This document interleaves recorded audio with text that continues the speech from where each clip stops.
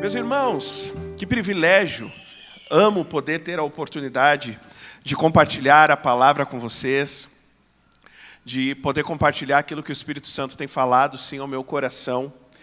E nos últimos meses que eu tive essa oportunidade, eu fui conduzido pelo Espírito Santo a falar sobre alguns assuntos que eu confesso que eles não eram muito comuns, pelo menos na minha realidade de viver igreja. Se você é convertido há pelo menos 5 anos, você deve fazer parte de um grupo, que eu também me sinto fazendo parte, de pessoas que aprenderam que após a nossa conversão, nós nos tornamos pessoas que não têm mais problemas. Nós nos tornamos pessoas que resolvem todos os seus problemas na presença do Senhor.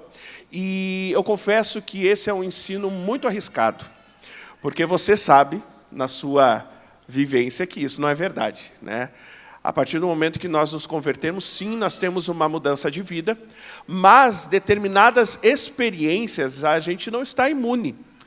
E, inclusive, a palavra nos diz, no mundo tereis aflições, mas tem de bom ânimo, porque eu venci o mundo. E a gente simplesmente exclui esse trecho que fala que a gente vai ter aflições. E quando nós temos, ou a gente procura um culpado, ou a gente procura um pecado que nós estamos cometendo, ou algum aprendizado na presença do Senhor. E nem sempre é assim. E eu falo isso para vocês porque eu realmente tenho aprendido com o Espírito Santo a viver esses momentos, que são momentos difíceis, mas poder viver isso diante da mensagem poderosa do Evangelho que me alcança e muda a minha maneira de encarar essas coisas. E eu quero compartilhar hoje com vocês algo nesse sentido também. E o pano de fundo para essa conversa vai ser aquilo que muitos de nós, eu acredito, do mais tranquilo até a pessoa mais preocupada, acabam enfrentando, que é a ansiedade. Eu quero tocar nesse assunto, ele não é um tema central na Bíblia, ainda que em muitas passagens nós encontramos o Senhor Jesus nos instruindo a respeito dela, falando sobre a ansiedade, de não andarmos ansiosos e como lidarmos com isso. E para começar essa conversa com vocês, eu quero trazer um testemunho pessoal, porque já passei por muitos momentos de ansiedade, mas posso dizer que o último que eu tenho lembrança se trata a respeito da chegada desse menino que acabou de gritar e que aprendeu a fazer isso nos últimos dias com muita entrega e força, meu filho? E agora ele não nos acorda mais resmungando ou chorando, ele acorda a gente gritando. E lide com isso de madrugada, Mas eu quero tomar um cuidado em falar sobre isso, porque o tema, basicamente, dessa mensagem é entre a espera e a confiança. O que nós encaramos nesse meio do caminho?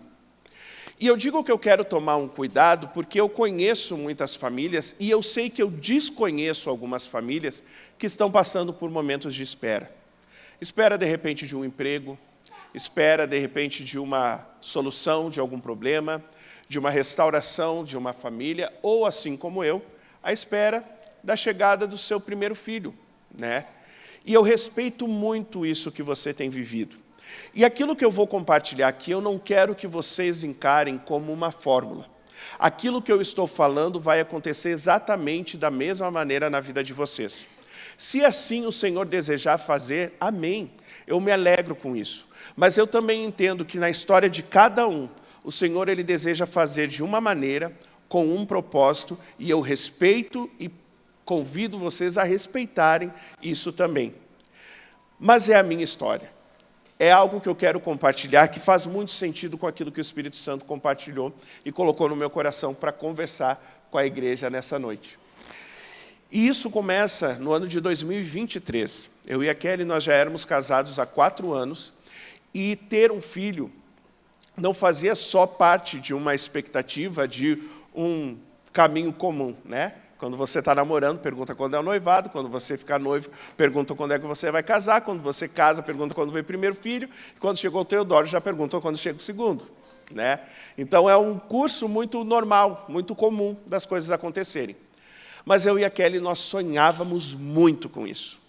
Nós, muitas vezes, estávamos em casa, só nós dois, assistindo televisão, conversando, às vezes deitados assim no sofá, e a gente olhava e dizia, e quando tiver a nossa cria aqui no meio, como vai ser? E a gente imaginava, e a gente sonhava, e desejamos muito por esse momento.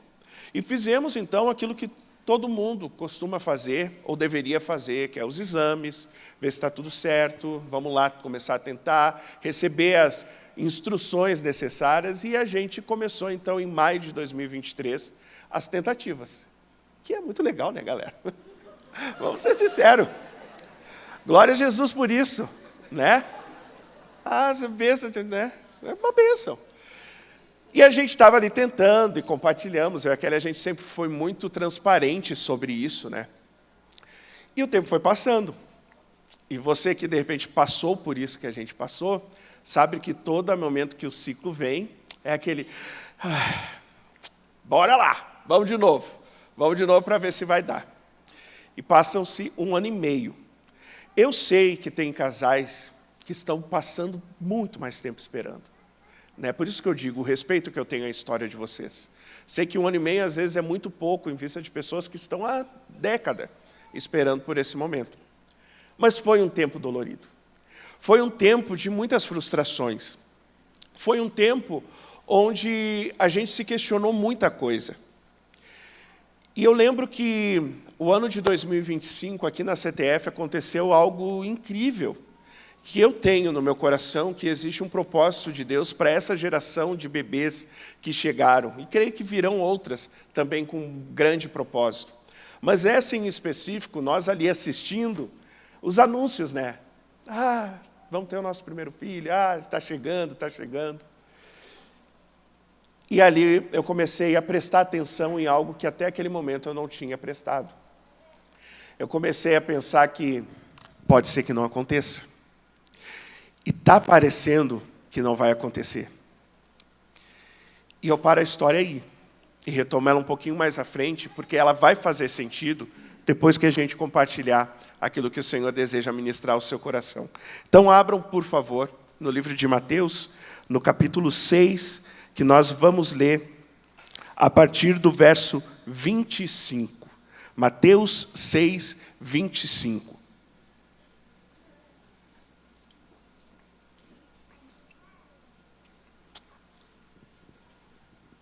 Aqui é uma parte do Sermão do Monte, onde Jesus ele fala especificamente sobre ansiedade.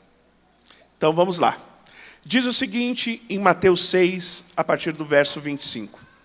Portanto, eu lhes digo, não andeis ansiosos com coisa alguma, quanto ao que comer ou beber, nem com o seu próprio corpo, quanto ao que vestir. Não é a vida mais importante que a comida, ou o corpo mais importante do que a roupa? Observem as aves do céu, não semeiam, nem colhem, nem armazenam em celeiros. Contudo, o Pai Celestial as alimenta. Não tem vocês muito mais valor do que elas? Quem de vocês, por mais que se preocupe, pode acrescentar 1 hora que seja a sua vida? Por que vocês se preocupam com roupas? Vejam como crescem os lírios dos campos. Eles não trabalham e nem tecem. Contudo, eu lhes digo que nem Salomão, em todo o seu esplendor, vestiu-se como um deles. Se Deus veste assim a erva do campo, que hoje existe e amanhã é lançada ao fogo, não vestirá muito mais a vocês, homens de pequena fé. Portanto, não se preocupem dizendo que vamos comer, que vamos beber ou que vamos vestir. Pois os pagãos é o que corre atrás dessas coisas, mas o Pai Celestial sabe que vocês precisam delas.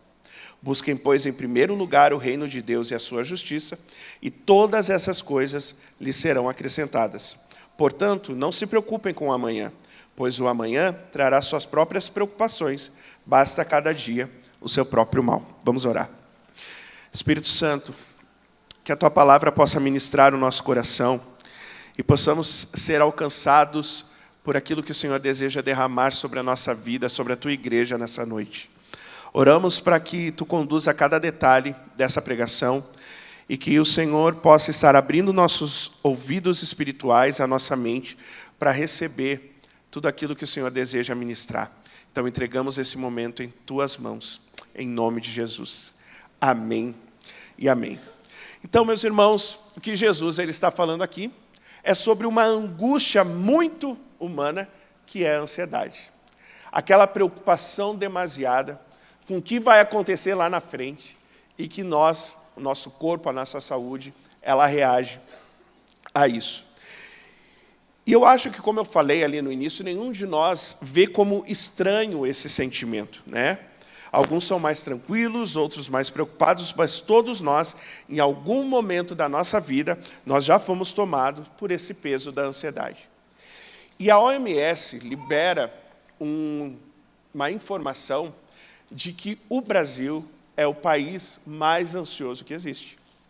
E é estranho, eu não veria dessa forma se não soubesse dessa informação por um órgão tão importante. Porque nós somos aqueles que lidam com as coisas do jeitinho brasileiro, né? Então, qualquer preocupação e problema que nós temos uma maneira diferenciada, que até a gente se gaba por causa disso, de lidar com esses problemas. Nós somos o povo que tudo é festa. Está ruim, vamos fazer festa. Está bom, vamos fazer festa também. Um povo conhecido pela sua hospitalidade. Nós vemos isso no povo, mas ainda assim, ele recebe um prêmio, se é que podemos dizer isso, do povo mais ansioso que existe. Então, de certa forma, falar sobre isso numa igreja brasileira, eu acho que é muito importante. A gente dar a atenção a isso. Mas deixa eu explicar o contexto, porque Jesus ele vai por esse caminho que ele foi para falar sobre ansiedade. Ele traz dois aspectos, que é o que comer e o que vestir. E hoje, por exemplo, eu e você, nós não temos problemas com o que vestir, né? Até a pessoa com menos condições financeiras, ela tem o que vestir. Você não vê pessoas andando nuas pela rua. Ela vai ter um paninho para colocar, para vestir. Mas essa não era a realidade na época de Jesus. A vestimenta, o fabricar o tecido, uma roupa, era muito difícil e era muito caro. Tanto que a nudez naquela época, ela era até considerada como normal, não uma nudez completa. Mas, de repente, você ter falta de alguma roupa, algum vestuário, para poder te cobrir, era normal as pessoas não terem, então era aceita a nudez, por esse motivo. Quando vem a Revolução Industrial, muito tempo depois, a primeira máquina que marca esse início da Revolução Industrial é uma máquina que faz tecido. Tamanha era a necessidade. Então, ele está falando aqui de uma realidade que traz vergonha. Se você não conseguia ter roupas para vestir, era um motivo de vergonha naquela época. Mostrava a sua condição ou a sua falta de condição. Da mesma forma, os alimentos. Hoje, nós encaramos um problema em relação à alimentação, porque nós não temos problemas de produção. O mundo ele produz o dobro de alimento que nós precisamos. Se somos em torno de 7 bilhões de habitantes no planeta, ele produz para 14 bilhões. O problema que nós temos é de distribuição. Esse é o problema que nós encaramos. Mas alimento tem para todo mundo. Naquela época, eles enfrentavam crises em relação a essa produção. Tanto que a gente vê na palavra muitos momentos em que o povo está passando por crise, do menos afortunado ao mais afortunado. Quando nós lemos a história de José, nós vemos que ele precisou armazenar comida para poder lidar com uma crise que viria.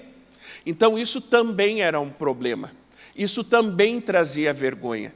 E, diante disso, Jesus ele vem ministrar ao povo falando, não fiquem ansiosos, não temam, não tenham medo, porque olha as aves dos céus. Elas não procuram, elas não armazenam, elas não saem atrás do alimento. Ainda assim são alimentadas. Olhem os lírios dos campos. Eles estão muito bem vestidos. Então, aquilo que você precisa, Deus não vai te deixar faltar. Então, não andem ansiosos. Mas vamos ser sinceros, meu irmão. A pior coisa para falar para alguém que é ansioso é dizer para ele, meu irmão, não ande ansioso, porque na palavra diz que você não pode estar. Daí tu já está com um problema. Eu já estou preocupado e ansioso por um problema, e agora eu estou preocupado e ansioso porque eu estou ansioso desagradando a Deus. Porque Deus diz que a gente não pode andar ansioso. É a pior coisa para falar para alguém que está vivendo esse momento de ansiedade. Mas Jesus, ele não para na ordem de não andem ansiosos. Ele vai além. Ele continua esse texto e ele oferece um fundamento. Ele oferece uma base para que as pessoas entendam o porquê não andar ansiosas. E é isso que eu quero que hoje nós possamos construir juntos. Porque quando eu falo que existe um caminho entre a espera e a confiança, você pode escolher no meio desse caminho andar ansioso, ou você pode mudar aonde a sua vida está firmada e ser sustentado por isso. Entender que existe um outro caminho, que é o que está na palavra, que pode te ajudar e te sustentar em meio a esses lugares de preocupação. Então é aqui que o Senhor, ele nos dá uma chave para como a gente vai lidar com isso.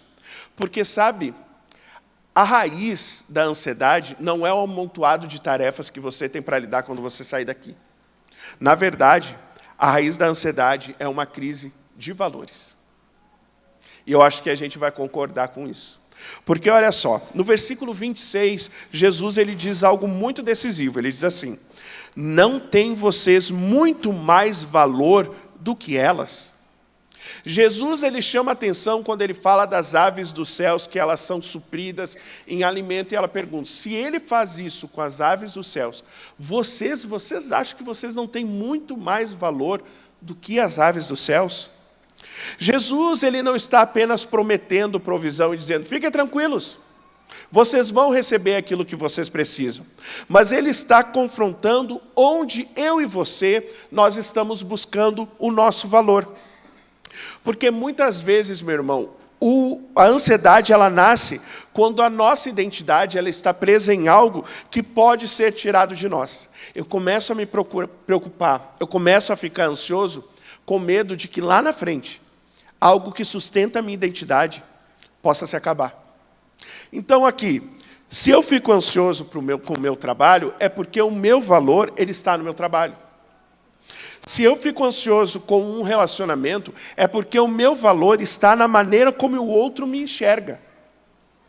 Se eu fico ansioso com o meu desempenho, com a minha aprovação, com os números, os meus resultados, é porque eu aprendi que isso define o que eu sou. Então para pensar, você que está vivendo um tempo de ansiedade, se não é por esse caminho, se você não está preocupado com coisas que podem afetar quem você é, a sua identidade e o seu valor. E Jesus ele aponta para as aves dos céus e para os lírios e ele diz, existe um pai que cuida deles, mas vocês valem mais. Vocês que estão me ouvindo, valem mais. Então a ansiedade, ela muitas vezes não é esse excesso de tarefa, é o medo de perder um lugar onde nós colocamos o nosso valor. E aqui tem uma verdade que ela é muito dura, mas ela é libertadora. Se o seu valor não estiver em Deus, você nunca vai estar satisfeito. Porque se você em algum momento encontrar no seu esforço algo que te faça sentir valorizado, você vai seguir preocupado tentando manter, fazer manutenção disso que te faz sentir valorizado. E volta a preocupação e voltam as ansiedades. Então nós só encontramos um valor completo, pleno, que nos supre em Deus. E é isso que ele está falando aqui. Deus ele está suprindo tudo, mas ele está te avisando uma coisa. Ele supre aquilo que é menos valoroso que você. Imagine então o que ele pode fazer pela sua vida. E é engraçado porque a gente, por exemplo, olha para os lírios do campo, que é o exemplo que ele usa, e não existe uma passagem dizendo que Deus conversou com o lírio do campo, e o lírio do campo escolheu que a sua vestimenta seria tal. Não tem essa passagem. Porque, na verdade, ali não foi feito uma provisão de algo que os lírios do campo esperavam. Eles são vestidos pelo próprio Deus, sabendo Deus o que aquilo ali precisava, o que era necessário, obra inteira e completa de Deus. Ele não usa, por exemplo, o exemplo de Salomão.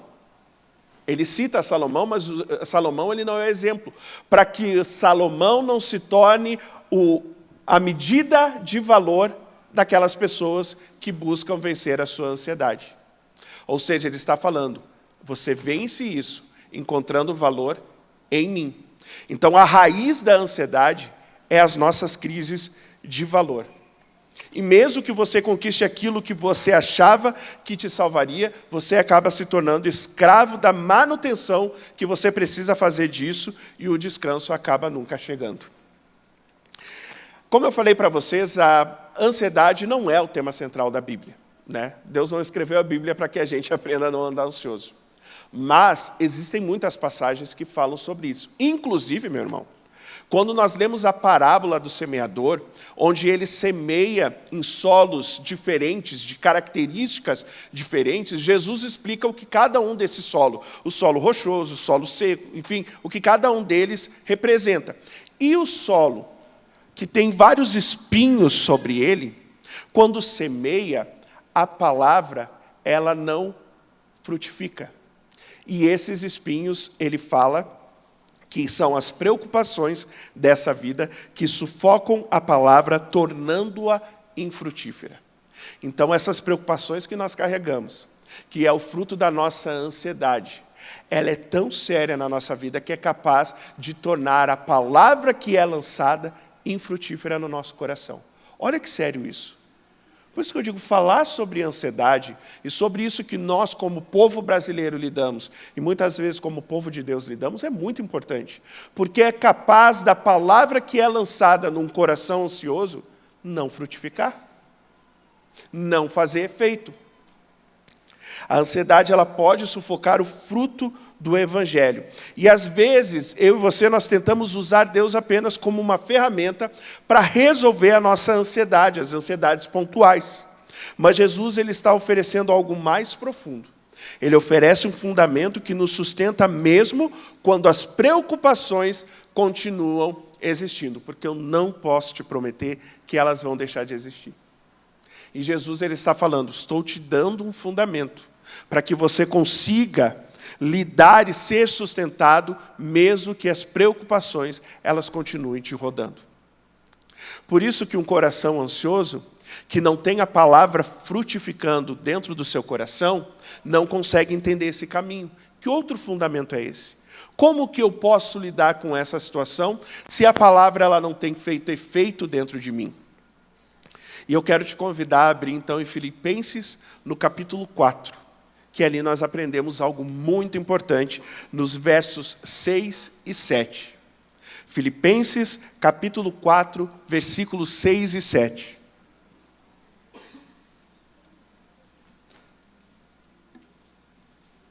Nós lemos assim, no livro de Filipenses 4, 6 e 7. Não andem ansiosos por coisa alguma, mas em tudo, pela oração e súplicas, e com ações de graça, apresentem seus pedidos a Deus. E a paz de Deus, que excede todo o entendimento, guardará o coração e a mente de vocês em Cristo Jesus. Que versículo maravilhoso. Rafael, era tudo que eu precisava, esse ansioso de carteirinha, para lidar com a minha ansiedade. Lanço diante dele, ele me dá ali um remédio instantâneo, que é a paz que excede todo o entendimento. Estou tranquilo, estou curado e está tudo certo. E muitas pessoas leem essa passagem pensando que a paz de Deus é uma sensação imediata, que ela vai apagar todo o medo que nós sentimos, que vai acabar e solucionar todos os problemas que nós temos. Mas Paulo não está falando da paz como uma anestesia espiritual. Não é isso, meu irmão. Seria legal se fosse. Eu já aconselhei um monte de gente dizendo, que a paz, que excede todo entendimento, guarde teu coração. Mas não é por aí. Porque ele está falando da paz, como ele fala no livro de Romanos, no capítulo 5, versículo 1, onde ele diz, justificado, pois, mediante a fé, temos paz com Deus. Ele está se referindo à mesma paz no livro de Filipenses. E que paz é essa, Rafão? Essa é a base, meu irmão. Ainda que o mundo todo ele esteja em guerra, ainda que haja tempestade, na última instância do universo, eu não sou mais inimigo de Deus. Meu irmão, a gente precisa entender essas verdades no nosso coração. Por isso que eu digo para você que entre a espera e a confiança, existem experiências que você pode viver. Você pode andar ansioso, preocupado com aquilo que você vai viver, ou você pode ser uma geração que vive o poder do Evangelho transformador na sua vida. Porque a mensagem do Evangelho, ela nos entrega uma realidade que muitas vezes a gente não dá atenção. A gente vive como se o Evangelho e a mensagem, ela não crie um efeito na nossa vida. Aqui Jesus ele está nos direcionando, o apóstolo Paulo, através da sua palavra, está nos direcionando a termos relacionamento com Deus. Rafão, a gente sempre chega nesse lugar que parece que para vocês a solução de tudo é ter relacionamento com Deus. Mas é ter relacionamento com Deus. Ele tem nos direcionado a estar nesse lugar, nos relacionar com o Senhor e sermos sustentados pelas verdades que é liberada através da mensagem do Evangelho. Porque a mensagem do Evangelho, ela vai nos explicar que eu e você éramos inimigos de Deus. Nós éramos alvos da ira de Deus. E diante da cruz, nós nos tornamos amigos de Deus e nós temos paz com Deus. E essa verdade gravada no nosso coração, ela vai sustentar independente das nossas preocupações. Você ter a consciência de que você tem paz com Deus, que você não é o alvo da ira de Deus, independente do que tenha acontecido ao seu redor, te dá capacidade e sustento e te mostra o teu valor. E revela dentro desse lugar o amor que Deus tem pela sua vida. Isso, meu irmão, muda tudo, porque as preocupações, elas continuam reais. Elas continuam existindo, mas elas deixam de ser o fundamento da minha existência. O que passa a ser agora o fundamento é a consciência que eu tenho paz com Deus. Amém, meus irmãos? Amém. Essa é a obra que Cristo faz na cruz. Você não é mais alvo da ira de Deus. Ele te entrega as tuas paixões e nós nos tornamos alvos da ira de Deus. E Jesus vem e morre naquela cruz para nos resgatar desse lugar e nos fazer amigos de Deus e ter paz com Ele. Amém? Amém? Porque essa é a verdade que nos sustenta. E a gente não dá valor para essa verdade e a gente vive escravo da ansiedade, de preocupações que nos consomem. Eu estar em paz com Deus é a verdade que eu preciso saber para conhecer o meu valor e reconhecer o amor de Deus pela minha vida. E aí eu sou sustentado em meio às minhas ansiedades e às minhas preocupações. Muitas preocupações, elas têm por trás uma voz que diz, se você não controlar tudo, as coisas vão acabar. Então, se esforça. Se acaba tentando para controlar as coisas. Se você não realizar, vai acabar. Ninguém vai fazer por você. Deus não está cuidando de nada disso, então você tem que fazer na sua própria força. Essa é uma voz que desde lá de Gênesis 3, a gente vê a serpente seduzindo e enganando Eva. Porque em momento algum a serpente chegou para Eva e disse assim, essa coisa aí de não provar do fruto é coisa da tua cabeça, é vozes da tua cabeça. Deus não falou. Em momento algum a serpente diz para Eva que Deus não falou. Ela sabia, Deus falou alguma coisa. Agora o que ela tenta seduzir Eva é fazer ela acreditar que Deus falou sem amor. E se tem uma coisa que eu e você nós precisamos carregar na nossa caminhada com Deus, é que Deus fala e Deus fala com amor. São duas verdades que isso não pode se apagar do teu coração. E é isso que a serpente tenta fazer com Eva. Tentar fazer ela acreditar que aquilo que Deus falou não foi para preservar o coração dela, não foi conhecendo os limites dela, mas Ele falou sem amor. E se você continuar caminhando, ouvindo inverdades e mentiras que fazem você acreditar que Deus não te ama, meu irmão, você não vai ser sustentado. Por isso que a mensagem do Evangelho ela tem que ser poderosa para mudar a sua concepção de vida. Você tem que entender o valor que você tem dentro disso, meu irmão. Porque eu e você merecíamos o inferno e somos resgatados por um amor que nós não encontramos em lugar nenhum. E às vezes nós nos reunimos aqui, fazemos um momento de adoração, onde Senhor, Tu és santo, e nós não valorizamos a mensagem poderosa do Evangelho que muda a realidade das nossas vidas. E nós andamos ansiosos, somos o país mais ansioso segundo a OMS, nós não sabemos lidar com as nossas preocupações, nós não sabemos lidar com os nossos medos, nós não sabemos lidar com as nossas tristezas, porque tudo está à frente do que essa mensagem poderosa que mudou a nossa história. E que nós não valorizamos, logo não encontramos valor em lugar nenhum.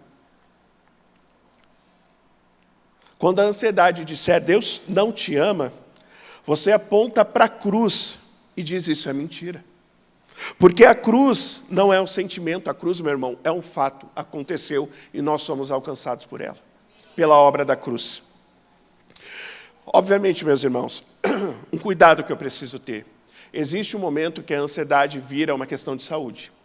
Síndromes, situações que são mais difíceis de lidar, pessoas que precisam ser medicadas para poder começar a lidar com isso. E, por favor, ter esse cuidado também é confiar em Deus.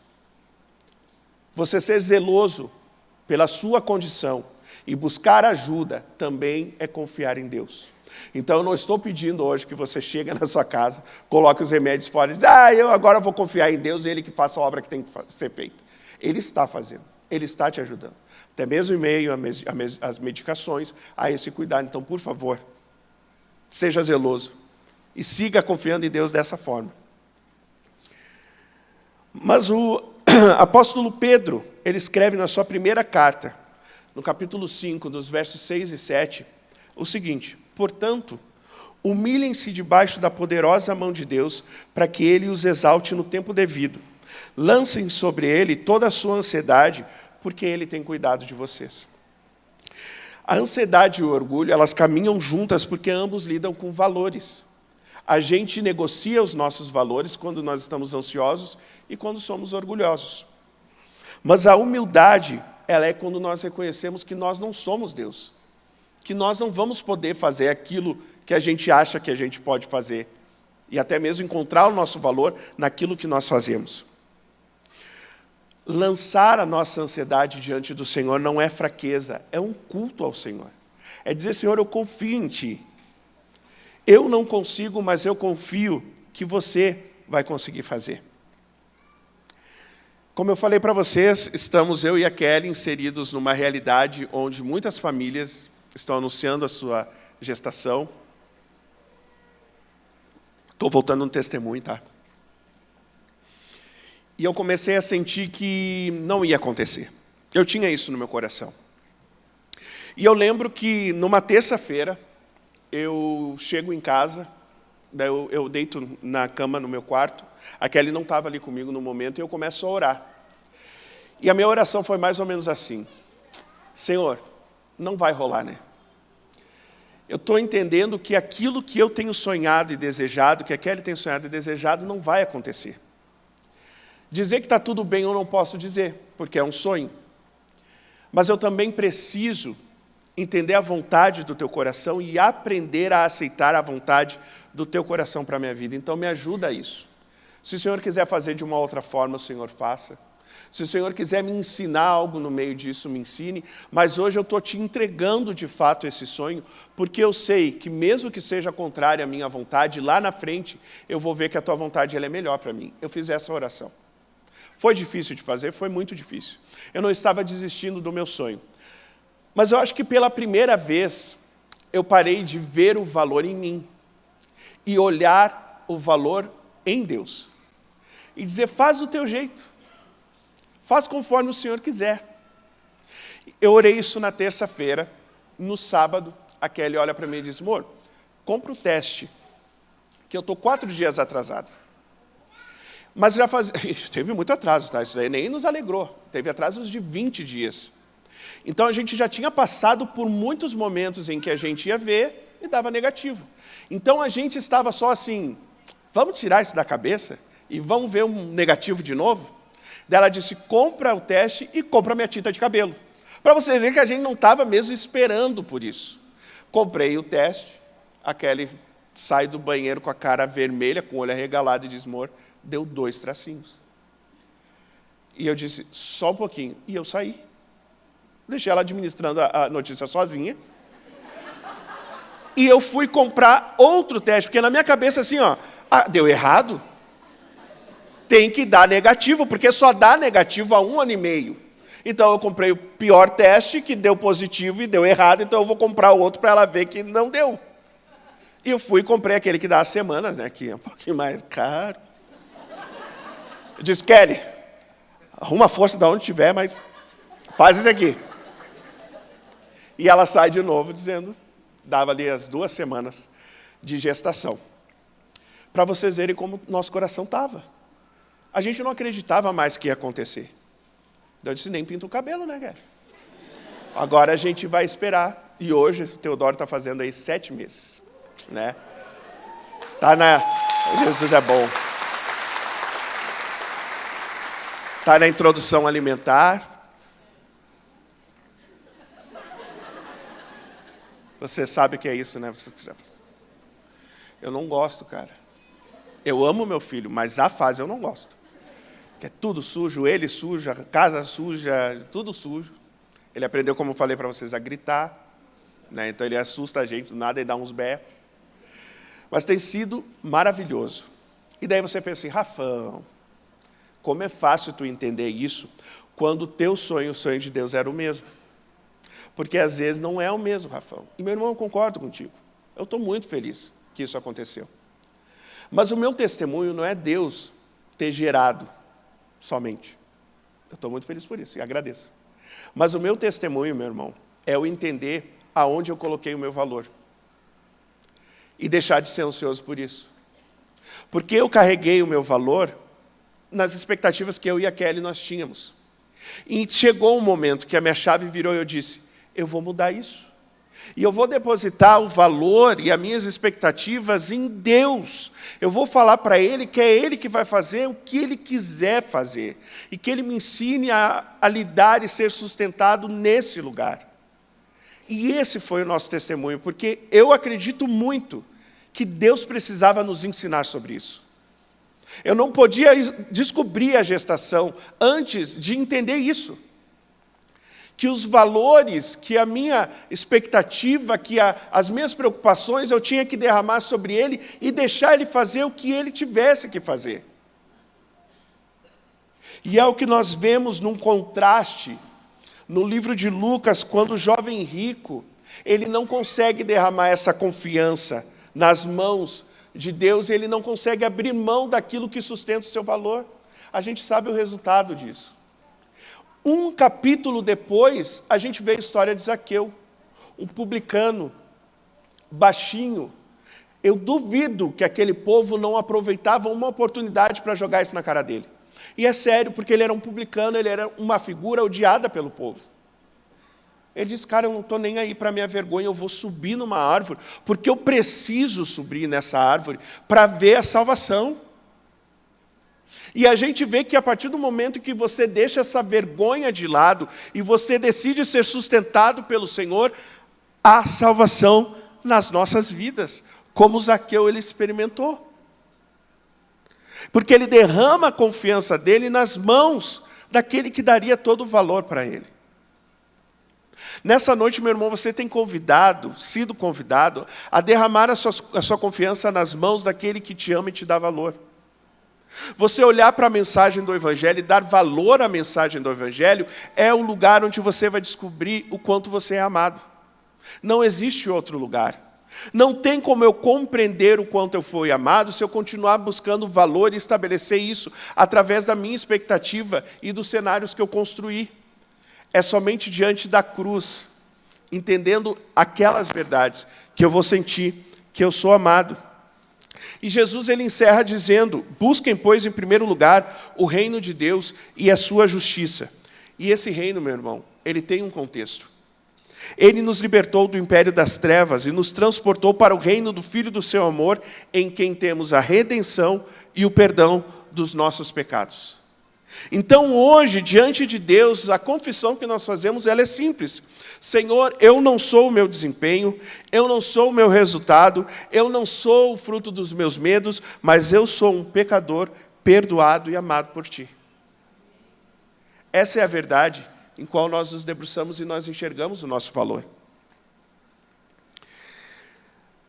A minha expectativa é que, nessa noite, nós possamos humilhar o nosso coração diante dEle e passar a confiar no Senhor, e buscar o nosso valor e encontrar o nosso amor no Senhor. O caminho que tem entre a espera e a confiança, eu posso decidir viver caminho de ansiedade, de elevadas preocupações, ou a verdade do Evangelho ser poderosa para sustentar a minha vida.